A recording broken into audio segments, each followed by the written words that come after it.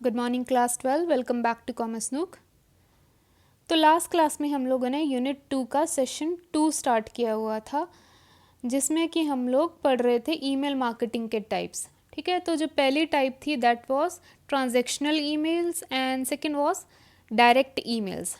Transactional emails आपको कब आते हैं? जब आप कोई एक्शन लेते हो जिसकी वजह से आपको कंपनी क्या करती है, वो बाद में आपको ईमेल सेंड करना स्टार्ट कर देती है। ठीक है, सेकंड था हमारे पास डायरेक्ट ईमेल्स। ये होते हैं प्रमोशनल, इनका मेन पर्पस होता है और इसीलिए आपको ये कंपनी अपने प्रोडक्ट के बारे में कोई इन्फॉर्मेशन देनी है, कोई इवेंट के बारे में या कोई ऑफ़र देना है आपको, उसके रिलेटेड आपको ये ईमेल सेंड करती हैं। ठीक है, तो ये दो हमने ईमेल के टाइप्स पढ़े थे। उसी के आगे ही कंसेप्ट को इन्होंने एक्सप्लेन किया हुआ है, कोई अलग से कोई टाइप नहीं है ये, आगे ही इन्होंने थोड़ा सा इसको ब्रीफली एक्सप्लेन किया हुआ है। क्या है ये concept? Opt in E marketing. Opt in email marketing, और या फिर हम इसे परमिशन मार्केटिंग भी बोल देते हैं, is a method of advertising via email where businesses ask for customers permission to send them advertisement. अब यहाँ पर क्या हो रहा है, ये बिजनेसेस क्या कर रही हैं, पहले कस्टमर से परमिशन ले रही है कि क्या मैं आपको ईमेल भेज सकती हूँ। किस चीज़ के लिए ईमेल भेज सकती हूँ? अपने प्रोडक्ट के बारे में या फिर अपने बिजनेस के एड्स के रिलेटेड क्या मैं आपको क्या मैं आपको ईमेल भेज सकती हूँ या नहीं भेज सकती हूँ। ठीक है, तो ये क्या है, पहले परमिशन ले लेते हैं कस्टमर से, उसके बाद क्या करते हैं, ये आपको ईमेल सेंड करना स्टार्ट कर देते हैं अपने बिजनेस के रिलेटेड। ठीक है, या फिर अपने प्रोडक्ट्स के रिलेटेड। राइट, ये हो गया हमारा ऑप्ट इन ईमेल मार्केटिंग, या फिर इसे हम लोग परमिशन मार्केटिंग भी बोल देते हैं। Now it uses a handshake process between sender and receiver. अब सेंडर और रिसीवर दोनों क्या कर रहे हैं, ये अग्री कर रहे हैं कि हाँ हमें ये जो ईमेल्स हैं ये मुझे रिसीव कर रहे हैं, यानी कि ये रिसीवर अग्री कर रहा है कि मुझे ये ईमेल्स चाहिए हैं, और सेंडर क्या कर रहा है, देन उसके बाद उन्हें वो ईमेल सेंड कर रहा है। ठीक है, तो ये हैंडशेक प्रोसेस है, दोनों का फ़ायदा है इस चीज़ में। एग्जाम्पल इसके अंदर हम लोग क्या ले सकते हैं, न्यूज़लेटर कोई कंपनी भेज रही है आपको अपने प्रोडक्ट के बारे में, या फिर कोई इवेंट आ रहा है उनका उसके बारे में, या फिर कोई नया प्रोडक्ट लॉन्च किया उसके बारे में आपको ये न्यूज़लेटर भेज रहे हैं। इन ईमेल्स को ही हम लोग न्यूज़लेटर बोल देते हैं। Right, in this type of advertising a company that wants to send a newsletter to their customer may ask them at the point of purchase if they would like to receive the newsletter। तो जब आप कोई सामान खरीद रहे होते हो तो उस वक्त पे वो क्या करते हैं, एक मैसेज पॉपअप कर देते हैं जिसमें वो आपका ईमेल मांगते हैं, ताकि आप उनसे न्यूज़लेटर्स हैं या फिर वो ईमेल्स आप उनसे रिसीव कर सको। ठीक है, पहले आपसे वो परमिशन लेंगे, उसके बाद वो आपको वो न्यूज़लेटर्स हैं वो या फिर वो ईमेल्स हैं वो आपको वो भेजना शुरू कर देते हैं। एक एग्जांपल लेते हैं हम इसकी, जैसे ये के ब्यूटी वालों की वेबसाइट है। ठीक है, के ब्यूटी किसका ब्रांड है, ये कैटरीना कैफ का ये जो ब्यूटी ब्रांड है उनका है। तो इनका यहाँ पर वेबसाइट पे अगर आप जाओगे तो लास्ट में आपको ये उनका न्यूज़लेटर का परमिशन मांग रहा है। ये क्या कर रहा है, आपको अपना ईमेल आप दे दो ताकि ये अपने प्रोडक्ट्स के बारे में या कोई भी ऑफर्स वगैरह चल रहे हैं, कोई न्यू लॉन्चेस हैं, उनके बारे में आपको इन्फॉर्मेशन आपको ईमेल में वो देते रहें। ठीक है, by entering your email address and clicking send you agree to receive marketing email messages. तो ये पहले परमिशन ही है एक तरीके की कि अगर आप अपना ईमेल यहाँ डालते हो तो आप हमें परमिशन दे रहे हो कि हम आपको ईमेल सेंड कर सकें। ठीक है, तो ये हो गया हमारा ऑप्ट इन ईमेल मार्केटिंग का एक एग्जाम्पल। ऐसे ही बहुत सारी कंपनीज़ हैं जो अपनी कम्युनिटी को थोड़ा स्ट्रॉन्ग करने के लिए क्या करते हैं, ये ईमेल्स आपको सेंड करते हैं। राइट, नेक्स्ट है, अगेन इन्होंने थोड़ा सा फर्दर एक्सप्लेन कर दिया है कंसेप्ट को, drip marketing. Marketers can send promotional materials automatically with the help of opt in contact information stored in their database. तो मार्केटर्स क्या करते हैं, ये आपको वो प्रमोशनल मटेरियल है या फिर ईमेल्स हैं वो आपको सेंड करते रहते हैं। कैसे सेंड करते हैं, ये आपको जब आपने क्या किया, ऑप्टेड ईमेल मार्केटिंग के अंदर आपने अपनी कॉन्टैक्ट इन्फॉर्मेशन दी होगी, अपने ईमेल को फिल किया होगा, तो जब आपने ये अपनी कॉन्टैक्ट इन्फॉर्मेशन फिल की होगी तो अब उनके पास आपका सारा का सारा जो डाटा है वो उनके डाटाबेस के अंदर सेव हो गया है। तो अब जब भी इन्हें कोई प्रमोशनल मटेरियल आपको भेजना है ना, तो वो ऑटोमेटिकली आप तक पहुंच जाता है। क्यों पहुंच जाता है? क्योंकि इनके पास आपका डाटा सेव्ड है। They can also segment their promotion to specific market segment. अब किसको कौन सा डाटा भेजना है ये भी इनको पता चलता रहता है, क्योंकि सब कुछ इनके डाटाबेस में सेव्ड है। ठीक है, तो कोई टीनेजर है, उन्हें कौन सा प्रोडक्ट भेजना है, कोई लेट 20s में है, लेट 30s में है, लेट 40s में है, तो उनको किस तरीके का कौन सा प्रमोशनल मटेरियल भेजना है, ये सब इनके डाटाबेस में सेव्ड रहता है। तो उसके अकॉर्डिंगली आपको ये ईमेल्स वगैरह, ये आपको प्रमोशनल मटेरियल्स वगैरह ये आपको भेजते रहते हैं। ठीक है, नेक्स्ट आ जाओ। नेक्स्ट टॉपिक है 7 C's ऑफ ई मार्केटिंग, जिसमें हमारे पास 7 C's हैं। C1 इज contract, C2 content, then construction, community, concentration, convergence and commerce. तो लेट्स सी, सबसे पहले हमारे पास C1 कॉन्ट्रैक्ट। कॉन्ट्रैक्ट क्या होता है? ये कोई भी लीगल डॉक्यूमेंट होता है, या फिर आप बोल सकते हो प्रॉमिस है। किस चीज़ का प्रॉमिस है? कि मैं क्या कर रही हूँ यहाँ पर, कस्टमर्स को ये बता रही हूँ कि अगर आप मुझसे ये सामान खरीदते हो तो आपको इससे क्या यूनिक वैल्यू है वो जनरेट होगी। ठीक है, कि मुझसे ही आपको सामान क्यों खरीदना चाहिए, आपका प्रोडक्ट है या फिर मेरा प्रोडक्ट है वो क्यों स्पेशल है किसी और के कंपैरिजन में। तो ये कॉन्ट्रैक्ट क्या है? ये प्रॉमिस है। किसको प्रॉमिस है? ये कस्टमर को प्रॉमिस है कि अगर आप मुझसे सामान खरीदते हो तो आपको क्या वैल्यू उससे मिलेगी। राइट, अब एक शूज़ की एग्जांपल ले लेते हैं। अब शूज़ तो बहुत लोग बेच रहे हैं, लेकिन आप एक सिर्फ पर्टिकुलर ब्रांड के ही क्यों खरीद रहे हैं? क्योंकि आपको पता है कि वहाँ से आपको ज़्यादा वैल्यू जनरेट होगी, वहाँ से आपको ज़्यादा फ़ायदा दिख रहा है। ठीक है, वहाँ से आपको ज़्यादा स्पेशल कोई प्रोडक्ट है वो आपको दिखाई दे रहा है, और आप इसलिए क्या कर रहे हो, वो वहाँ से सामान आप खरीद लेते हो। ठीक है, हो सकता है कि वहाँ की आपको क्वालिटी अच्छी लगती है। ठीक है, या फिर आपको वहाँ के यूनिक प्रोडक्ट्स बहुत ज़्यादा पसंद है, या फिर आपको ये लग रहा है कि वहाँ पे रिटर्न का कोई इशू नहीं है, इसलिए आप वहाँ से सामान खरीद लेते हो। ठीक है, तो ये क्या है, अलग अलग रिटेलर्स हैं, वो अलग अलग तरीके के आपको प्रॉमिसेस करते हैं। प्रॉमिसेस में वो क्या कर रहे हैं, आपको एक वैल्यू प्रोवाइड कर रहे हैं अपने प्रोडक्ट के बदले। ठीक है, तो ये हो गया हमारा पहला C1 कॉन्ट्रैक्ट। सेकंड है C2 कंटेंट। अब एक कंटेंट के अंदर क्या आ जाएगा? It includes everything that people see when they visit your website.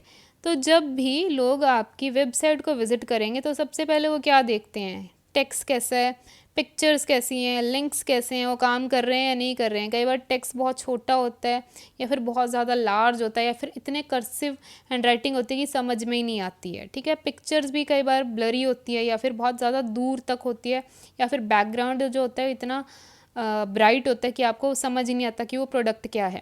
कई बार लिंक्स भी काम नहीं कर रहे होते हैं, तो इस वजह से भी कस्टमर का जो एक्सपीरियंस है वो ख़राब होता है। राइट, तो आपको क्या करना है, अपने कंटेंट को इस तरीके से शो करना है अपने वेबसाइट के ऊपर कि वो इंटरेस्टिंग भी दिखे और साथ के साथ वो हेल्पफुल भी दिखे। ठीक है, अब इससे फ़ायदा क्या है? इससे फ़ायदा ये होगा कि जो आपके जो ये विंडो शॉपर्स हैं, जो लोग सिर्फ विंडो शॉपिंग करने आए हैं, सिर्फ सामान देखने आए हैं, कुछ ख़रीदने नहीं आए हैं, तो अगर आपकी साइट है, जो वेबसाइट है वो इंटरेस्टिंग और हेल्पफुल है, तो ये जो विंडो शॉपर्स होते हैं वो एक्चुअल बायर्स में भी कन्वर्ट हो सकते हैं।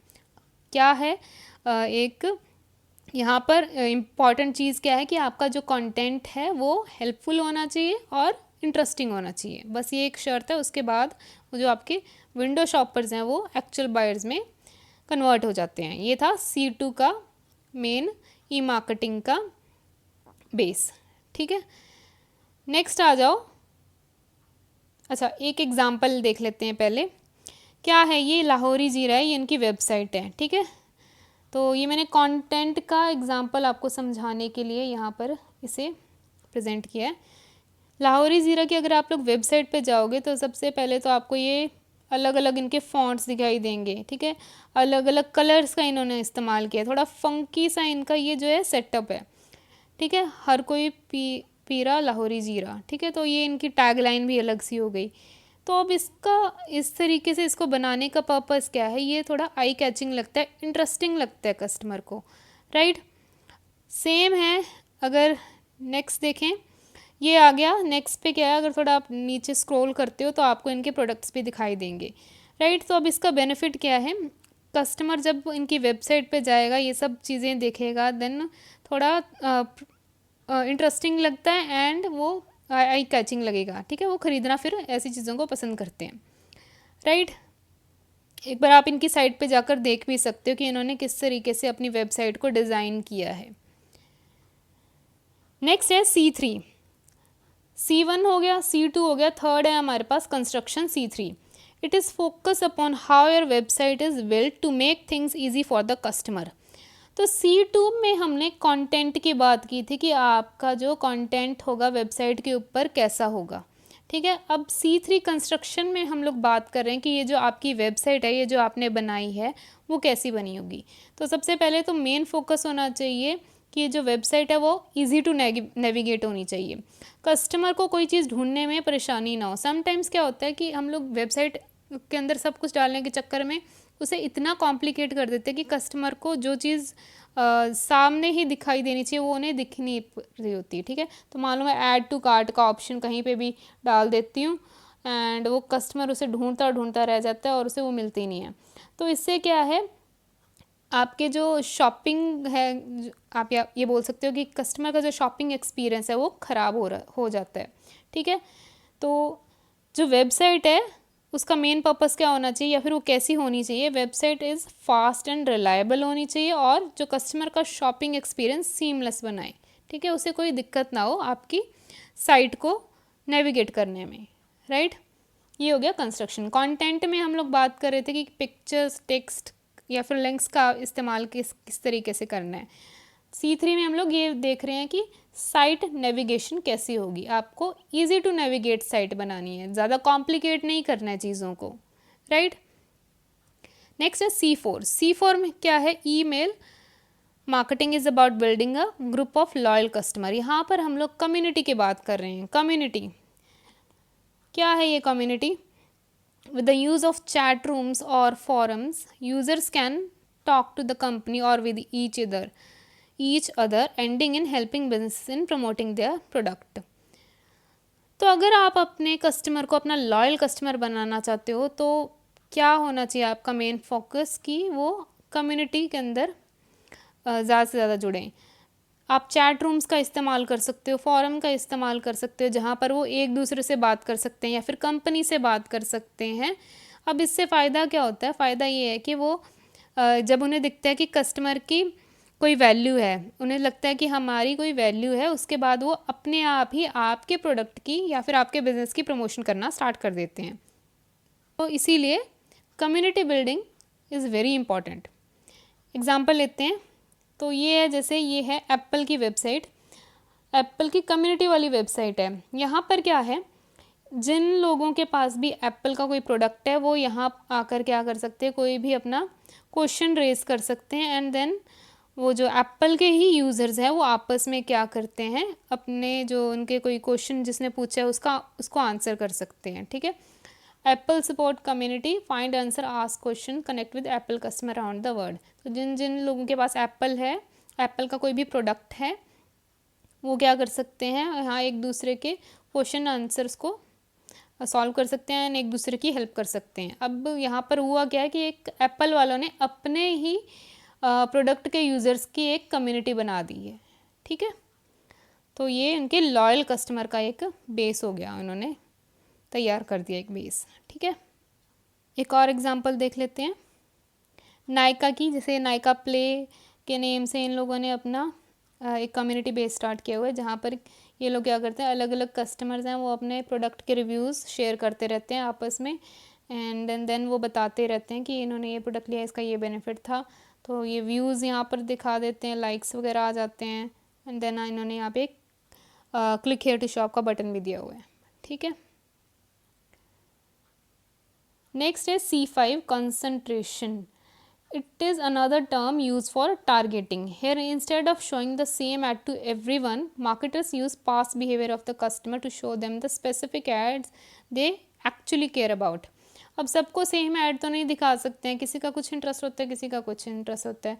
तो कंसंट्रेशन में क्या हो रहा है ई मार्केटिंग के अंदर, कि मैं टारगेट कस्टमर्स को एक स्पेसिफिक ऐड दिखा रही हूँ, ठीक है। अब इस स्पेसिफिक ऐड का फ़ायदा क्या है, जब वो कस्टमर के इंटरेस्ट की होगी तो वो ऑब्वियसली उसके अंदर इंटरेस्टेड होगा, उसे देखने में दिलचस्पी रखेगा और उसे ख़रीदने में भी फिर वो दिलचस्पी रखेगा।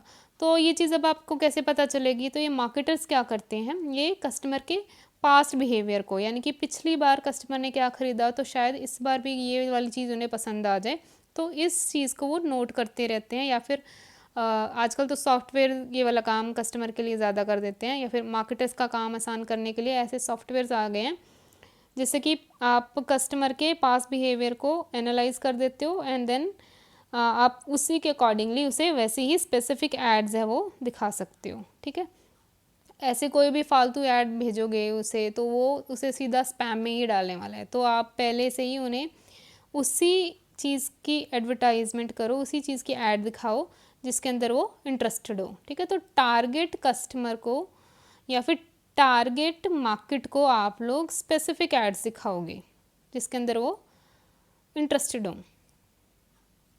ये हो गया हमारा C5। नेक्स्ट है C6 convergence. This means different technologies are coming together to provide single experience, यानी कि बहुत सारी टेक्नोलॉजीज साथ में मिलके काम कर रही हैं, या फिर आप बोल सकते हो कमिंग टुगेदर, या फिर हो जाएगा ये मर्जिंग। ठीक है, बहुत सारी टेक्नोलॉजी हैं वो आपस में मर्ज हो रही है। क्या एग्जांपल दिया है इन्होंने, एक स्मार्टफोन है उसके अंदर आप कैमरा की तरह भी उसे इस्तेमाल कर सकते हो, एक टीवी की तरह भी इस्तेमाल कर सकते हो, एक स्टोर की तरह भी इस्तेमाल कर सकते हो, जैसे कि अमेज़ॉन स्टोर हो गया, फ्लिपकार्ट स्टोर हो गया, जोमेटो स्टोर हो गया। ठीक है, तो इसे आप एक स्टोर की तरह भी इस्तेमाल कर सकते हो, एक बैंक की तरह भी इस्तेमाल कर सकते हो, यानी कि पेमेंट ऐप्स के बारे में बात कर रहे हैं।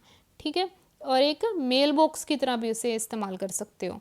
तो बहुत सारी टेक्नोलॉजीज़ हैं वो एक स्मार्टफोन के अंदर ही आप इस्तेमाल कर रहे हो, तो बहुत सारी टेक्नोलॉजीज़ मर्ज हो गई है एक स्मार्टफोन के अंदर, इसे हम बोल देते हैं कन्वर्जेंस, यानी कि different technologies are coming together to give you a single experience. तो अब इसमें ईमेल मार्केटिंग का क्या काम है, आप या फिर आप बोल सकते हो कि ई मार्केटिंग का यहाँ पर कैसे होगा कन्वर्जेंस। तो एग्जांपल लेते हैं कि आप कोई कुकिंग शो देख रहे हो, ठीक है, अपने स्मार्ट टीवी पे। स्मार्ट टीवी कौन सा है, जिसमें आप इंटरनेट का इस्तेमाल करते हैं, वो आपका स्मार्ट टीवी हो गया। वहाँ पर आप लोग कोई संजीव कपूर का मान लो कोई शो चल रहा है, वो आप देख रहे हो, एंड देन सडनली जैसे ही संजीव कपूर ने एक अपना माइक्रोवेव ऑन कर दिया, ठीक है, जैसे ही उसने माइक्रोवेव की तरफ टर्न किया या फिर उसे चलाना स्टार्ट किया, तो एक आपकी स्क्रीन के ऊपर एक बटन पॉप होता है, वो कहता है कि बाय दिस माइक्रोवेव। तो वो बटन आपको क्या कह रहा है कि अब आप ये if you are interested in buying this microwave then you can click here. तो आपने क्या किया, अपने रिमोट से उस पर क्लिक कर दिया एंड उसके बाद आ जाती है वहाँ पर पेमेंट वाला गेटवे आ जाता है। तो आपने अपनी टीवी के अंदर पहले से ही कोई अपना क्रेडिट कार्ड या डेबिट कार्ड की इन्फॉर्मेशन सेव की हुई थी, आप वहाँ पर अपने क्लिक कर देते हो और वो जो माइक्रोवेव है आप वो परचेज़ कर लेते हो। ठीक है, ये क्या एग्जांपल हो गया, ये हो गया हमारा कन्वर्जेंस का, कि आपने टीवी के अंदर से ही आपने कुछ खरीद लिया। अब debit card and credit card का काम किसका होता है, ये हमारा बैंक का काम होता है, तो एज अ बैंक भी आपने इस्तेमाल कर लिया। आप टीवी देख रहे थे, एंटरटेनमेंट का सोर्स था, वो भी हो गया। स्मार्ट टीवी में आप एक कुकिंग शो देख रहे थे, ठीक है। देन माइक्रोवेव था, वो एक स्टोर का काम कर रहा था, ठीक है। माइक्रोवेव आपने ख़रीदा तो एक एज इन स्टोर का काम भी हो गया, ठीक है। तो तीन टेक्नोलॉजीज़ एक टेक्नोलॉजी से आपने तीन काम कर लिए, ठीक है। बहुत सारी जो टेक्नोलॉजीज़ हैं वो आपस में मर्ज होकर आपको एक सिंगल एक्सपीरियंस आपको प्रोवाइड कर रही हैं, राइट। एक और एग्जांपल लेते हैं कि आप यूट्यूब पे कोई वीडियो देख रहे हो लैपटॉप पे, ठीक है। तो वहाँ पर क्या हुआ कि आपने देखा कि एक क्रिएटर है, वो कोई शूज़ उसने पहन रखे हैं या कोई टी शर्ट पहन रखी है, वो आपको पसंद आ गई एंड देन साथ में एक बाइंग का लिंक दिया हुआ था और आपने वहाँ पर जैसे ही क्लिक किया देन आपको वो सीधा आपको डायरेक्ट कर देते हैं वो उस वेबसाइट पे, ठीक है। तो ये हो गया हमारा कन्वर्जेंस का एग्जांपल। तो इसमें भी देख सकते हो, ये यूट्यूब पे था कि एक क्रिएटर है, उसने ये शूज़ पहने हुए थे, तो जो लोग भी इसको परचेज़ करने में इंटरेस्टेड थे तो उसके लिए उन्होंने यहाँ पर ये अपना लिंक भी प्रोवाइड कर दिया। तो जैसे ही इस लिंक पे क्लिक करेंगे तो डायरेक्टली उसको वहाँ पर वो उस वेबसाइट पे सीधा डायरेक्ट कर देंगे उस लिंक पे क्लिक करते ही, राइट। ये था हमारा कन्वर्जेंस। C7 लास्ट C है ये हमारा ई मार्केटिंग का, कॉमर्स। कॉमर्स का अगर मैं सिंपल शब्दों में बोलूँ क्या है commerce? Selling things to make money, सामान को बेचना पैसे कमाने के लिए। वैसे तो कॉमर्स का मतलब थोड़ा ब्रॉड है, पर अगर मैं नैरो सेंस में बात करूँ तो ये होगा कि सामान बेचना पैसे कमाने के लिए क्या होता है? कॉमर्स। ई मार्केटिंग में क्या मतलब है? यहाँ पर आपका फोकस क्या रहता है कि आपको कैसे बिजनेस में सर्वाइव करना है। ई मार्केटिंग में कॉमर्स का क्या मतलब है या क्या रोल है कि आप अपने बिजनेस में कैसे सर्वाइव करने वाले हैं और कैसे पैसा कमाने वाले हैं डिजिटल वर्ल्ड के अंदर। अब जब भी आप ट्रेडिशनल मार्केटिंग की बात करते हो तो वहाँ पर आपका फोकस क्या रहेगा कि आप ज़्यादा से ज़्यादा कस्टमर को लेकर आओ और उन्हें सामान बेच दो। लेकिन अगर आपको ऑनलाइन अपनी प्रेजेंस को स्ट्रॉन्ग करना है, डिजिटल वर्ल्ड में अगर आपको सर्वाइव करना है, देन आपको क्या करना पड़ेगा? नए नए तरीके ढूंढने पड़ेंगे कस्टमर को अट्रैक्ट करने के लिए और अपनी कॉस्ट को आप बोल सकते हो पे आउट करने के लिए, या फिर अपने नए नए तरीके ढूंढने पड़ेंगे जिससे कि आप अपनी कॉस्ट को पे कर सकते हो, ख़त्म कर सकते हो या फिर कम कर सकते हो। A website offering a festive season cell, आप कोई फेस्टिव सीजन सेल के बारे में अपने कस्टमर्स को बता सकते हो, या फिर किसी इन्फ्लुएंसर को आप अपने प्रोडक्ट की रिकमेंडेशन करने के लिए आप बोल सकते हो। ठीक है, कि एक इन्फ्लुएंसर को आपने कांटेक्ट किया, देन आप उन्हें बोल सकते हो ये प्रोडक्ट है मेरा, आप अपने ऑडियंस को ये प्रोडक्ट दिखाएं या इस प्रोडक्ट के बारे में कुछ बताएं। ठीक है, तो ये हो गए कुछ अलग अलग तरीके जिससे कि मैं अपनी प्रेजेंस को और ज़्यादा स्ट्रॉन्ग कर सकती हूँ डिजिटल वर्ल्ड में। ये हो गया मिंत्रा का एग्जांपल, इनकी सेल का, ग्रैंड समर सेल। ये कुछ समरी है, देख सकते हो आप, अगर स्क्रीनशॉट लेना चाहते हैं तो वो भी ले सकते हो। कॉन्ट्रैक्ट क्या था? ये प्रॉमिस था। कंटेंट क्या था? शोइंग ग्रेट स्टफ, यानी कि आपके वेबसाइट का टेक्स्ट कैसे होगा, पिक्चर्स कैसी होंगी, लिंक्स के बारे में फोकस था। कंस्ट्रक्शन में हम लोग नेविगेट आपकी जो वेबसाइट है वो इजीली हो सके, उसको इस तरीके से बनाना है। कम्युनिटी में हम लोग लॉयल फैन बेस बना रहे हैं। कंसंट्रेशन में हम लोग राइट टारगेटिंग कर रहे हैं, राइट पीपल को अपना एडवर्टाइजमेंट कर रहे हैं। कन्वर्जेंस में क्या है? न्यू टेक्नोलॉजीज़ को मर्ज करने के बारे में बात हो रही थी। कॉमर्स में हम लोग सामान बेच रहे हैं ताकि हम लोग डिजिटल वर्ल्ड में सर्वाइव कर सकें। राइट, सो नेक्स्ट टॉपिक है हमारा, जो कि लास्ट टॉपिक है सेशन 2 का, ट्रेडिशनल मार्केटिंग और ई मार्केटिंग के अंदर डिफरेंस क्या है। तो फटाफट ये ख़त्म करते हैं। ई मार्केटिंग के अंदर जो कस्टमर हैं वो क्या है, वहाँ पर कॉन्टेक्ट है वो इंटरेक्टिव है, क्योंकि चैट रूम्स वगैरह यहाँ पर सब अवेलेबल होता है कि रिव्यूज़ में भी आप लोगों को पता चलता रहता है कस्टमर कि को प्रोडक्ट पसंद आ रहा है या नहीं आ रहा है।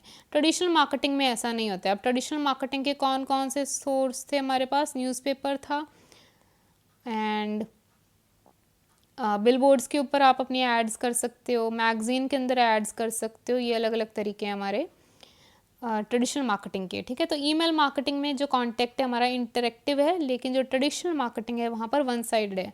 ठीक है, यहाँ पर न्यूज़पेपर में अगर आपने ऐड दे दी तो आपको नहीं पता चल सकता कि कस्टमर उसके बारे में क्या सोच रहा है। ठीक है, तो that's why it's one sided only. तो यहाँ पर रिलेशनशिप है ईमेल मार्केटिंग में या फिर ई मार्केटिंग के अंदर वो लॉन्ग टर्म है, और जो ट्रेडिशनल मार्केटिंग है वहाँ पर सिंगल सेल के ऊपर ही ज़्यादा फोकस है, तो यहाँ पर रिलेशन आप ज़्यादा स्ट्रॉन्ग बिल्ड नहीं कर सकते हो। पर कुछ केसेस में ऐसा होता है कि अगर आप बहुत अच्छे रिटेलर हो तो आप अपने कस्टमर को अपना लॉयल कस्टमर भी बना सकते हो, तो सालों साल आप उनके साथ अपना रिलेशन बिल्ड भी कर सकते हो। तो ये थोड़ा कंट्राडिक्टरी स्टेटमेंट है, बट स्टिल ई मार्केटिंग के अंदर ज़्यादा आपके पास चांसेस हैं या स्कोप यहाँ पर ज़्यादा होता है लॉन्ग टर्म रिलेशन बिल्ड करने का। डिस्प्ले ऑफ गुड्स, आप अनलिमिटेड नंबर ऑफ गुड्स दिखा सकते हो ई मार्केटिंग में, और जो ट्रेडिशनल मार्केटिंग के अंदर नहीं, क्योंकि स्पेस थोड़ा कम होता है। अगर मैं न्यूज़पेपर के अंदर भी ऐड दे रही हूँ तो वहाँ पर स्पेस कम है, तो मैं एक लिमिटेड अमाउंट ऑफ गुड्स के को ही दिखा सकती हूँ। Right, then information, you can provide detail information और यूज़फुल इन्फॉर्मेशन मैं ई मार्केटिंग में दे सकती हूँ। ट्रेडिशनल मार्केटिंग में अंदर स्पेस कम है तो यहाँ पर लिमिटेड इन्फॉर्मेशन ही प्रोवाइड कर सकती हूँ। कॉस्ट ई मार्केटिंग में कम है और ट्रेडिशनल में ज़्यादा है। क्यों ज़्यादा है? क्योंकि यहाँ पर रीच भी एक तो कम है, और उसके बाद क्या है, जो हर दिन आपको अलग अलग चार्जेस ज़्यादा पे करने पड़ते हैं। ठीक है, उसके अकॉर्डिंगली एक तो एरिया कम होता है और उसके हिसाब से अगर अब मैं चार्जेस पे कर रही हूँ तो वो मुझे ज़्यादा पड़ता है, कॉस्ट उसकी ज़्यादा पड़ती है। ठीक है। उसके बाद है target customers. Target customer finding specific customer यहाँ पर इजी है क्योंकि सॉफ्टवेयर ही इतने अच्छे अवेलेबल हैं आज के टाइम पे, इन्फॉर्मेशन सारी अवेलेबल है ऑनलाइन, तो इस वजह से मेरा जो स्पेसिफिक कस्टमर है उसे ढूंढना इजी है as compare to traditional marketing. यहाँ पर डिफ़िकल्ट है। बैंड यहाँ पर जो ई मार्केटिंग है वो कोई भी कर सकता है, MNCs भी कर सकते हैं। MNCs यानी कि जो बड़ी कंपनीज़ होगी, ठीक है, मल्टीनेशनल कंपनीज़ हैं, वो भी कर सकते हैं, और एक टीनेजर है वो भी आराम से ई मार्केटिंग कर सकता है। लेकिन ट्रेडिशनल मार्केटिंग में जिनके पास बिग बजट है वही कर सकते हैं मार्केटिंग। प्रमोशन पे आ जाओ। It helps you reach out to the customer from anywhere around the globe. तो मैं ऐड अपनी कहीं पर भी रन कर सकती हूँ around the globe. Traditional marketing में एक स्पेसिफिक एरिया तक ही लिमिट रहती है हमारे एड्स की। मेजरिंग रिटर्न, यहाँ पर ईमेल या फिर ई मार्केटिंग के अंदर जो ROI है उससे मेजर करना इजी है। ROI क्या था? Return on investment. यहाँ पर मैं इजीली पता लगा सकती हूँ कि कितना रिटर्न आया है मेरी एक पर्टिकुलर ऐड के ऊपर। लेकिन ट्रेडिशनल मार्केटिंग में ये पॉसिबल नहीं है, ये थोड़ा डिफ़िकल्ट है। क्यों डिफ़िकल्ट है? मेजरिंग सक्सेस यू जो ROI है वो क्यों डिफ़िकल्ट है ट्रेडिशनल मार्केटिंग में? आपको नहीं पता चलेगा कि एक न्यूज़पेपर की ऐड देखकर कितने लोग आपके जो न्यूज़पेपर की ऐड देखकर कितने लोग आपके स्टोर के अंदर आए हैं। यहाँ पर ये डिफ़िकल्ट है जानना। लेकिन जो ई मार्केटिंग है वहाँ पर आपको पता आसानी से चल सकता है। क्यों चल सकता है आसानी से? क्योंकि आप क्या कर रहे हो, ऑनलाइन आपकी प्रेजेंस है, तो आपको पता चलता रहेगा कितने लोगों ने उस पर क्लिक किया, ठीक है, कितने लोगों ने उस पर क्लिक करने के बाद उस सामान को परचेज़ किया है, ठीक है, फिर उसके बाद कितने लोगों ने रिटर्न किया है, इसके बारे में भी आपको पता चल जाता है। तो यहाँ पर ई मार्केटिंग के अंदर सक्सेस को मेजर करना थोड़ा आसान है, right. So that is all for today's class. तो आज हमने यूनिट 2 के सेशन 2 को ख़त्म कर दिया है, ठीक है। आई होप कि आज की क्लास आपको समझ में आ गई होगी। इन केस अगर आपका कोई डाउट है तो आप वो नीचे कमेंट सेक्शन में लिख देंगे, मैं उसे बाद में रिप्लाई कर दूँगी उसका, right. So that is all for today's class. See you in the next class. Thank you.